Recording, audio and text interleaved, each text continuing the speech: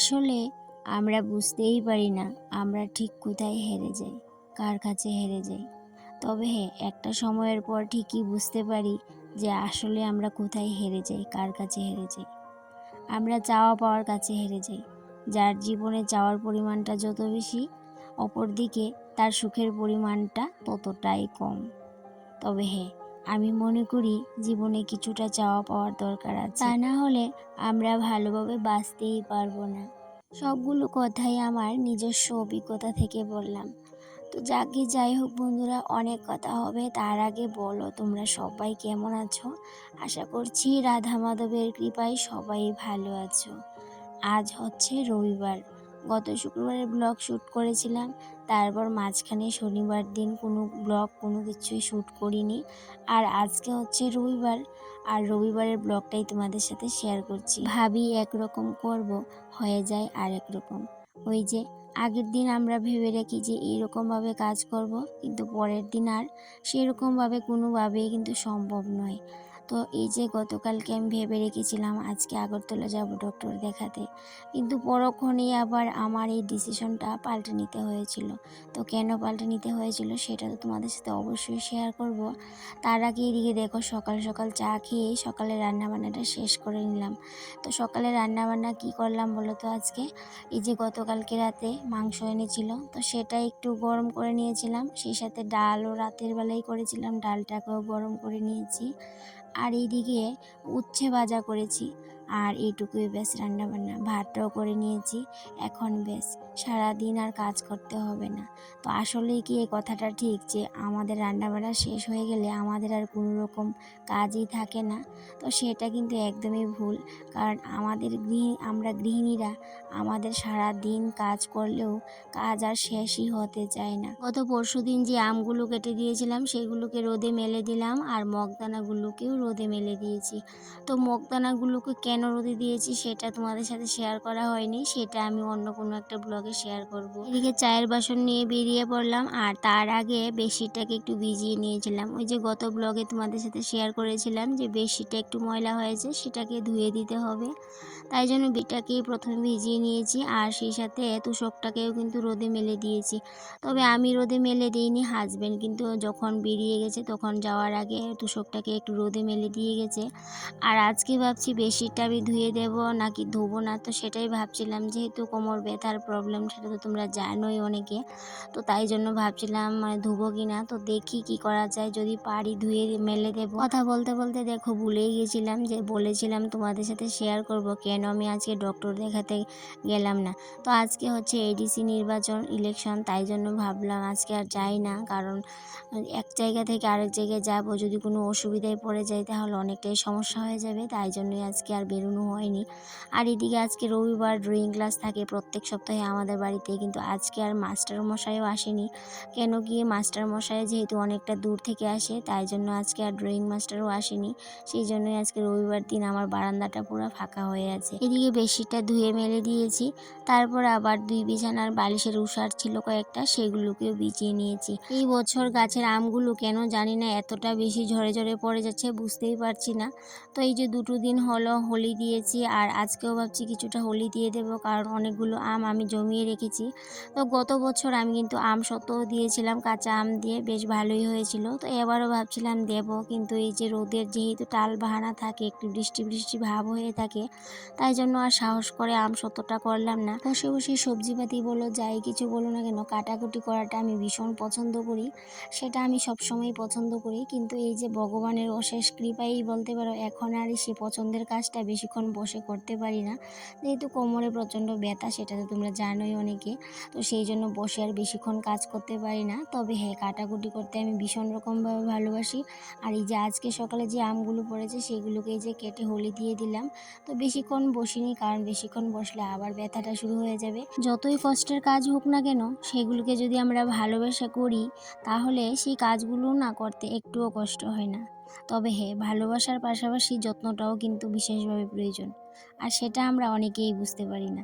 আর আমরা শুধু টাকার পেছনেই ছুটতে থাকি।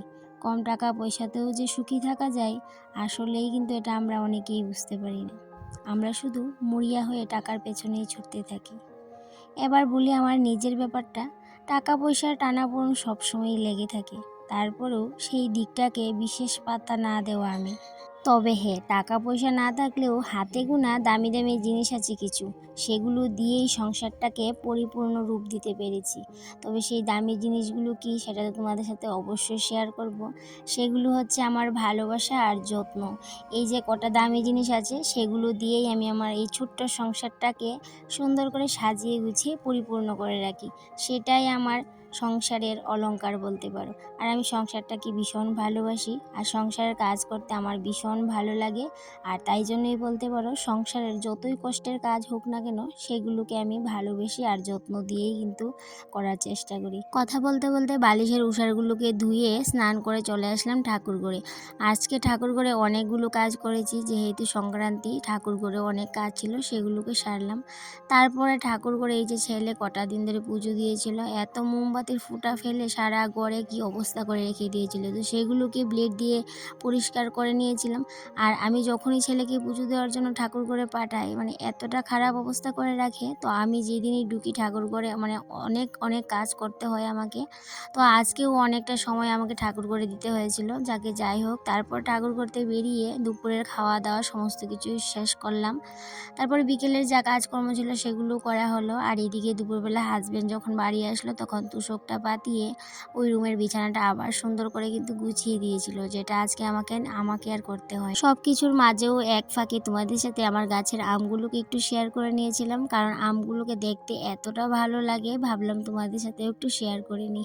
ভীষণ ভালো লাগে। আর এই আমগুলো অতটাই নিচে, যে কেউ বাড়িতে আসে এই আমগুলো কিন্তু পেরে নিতে পারে। রবিবার দিন বিশেষ করে একটাই কিন্তু আমার বিশেষ চিন্তা, যেটা কিনা বাচ্চারা যদি আমগুলোকে ফেলে দেয় তাহলে তো অনেকটাই কষ্ট হবে, কারণ বাচ্চা তো বুঝতেই পারবে না, ভাববে এতটা সুন্দর লাগছে পেরে ফেলি।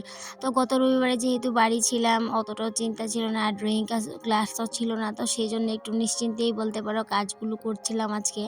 তো এর আগের রবিবারে যখন ডক্টর দেখাতে আগরতলা গিয়েছিলাম, কিন্তু বাড়িতে যেহেতু কেউ ছিল না, আর বাচ্চারা কিন্তু কয়েকটা আম পেরে নিয়েছিল। যাই হোক, এখন থেকে রবিবার দিন বাড়ি থাকার চেষ্টা করব, কারণ ডক্টর দেখানোর প্ল্যানটা একটু একটু অন্যরকমভাবে ভেবে নিয়েছি।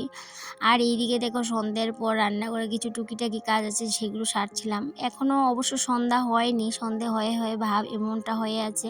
তো বিকেলের কাজগুলো তো করতেই হবে।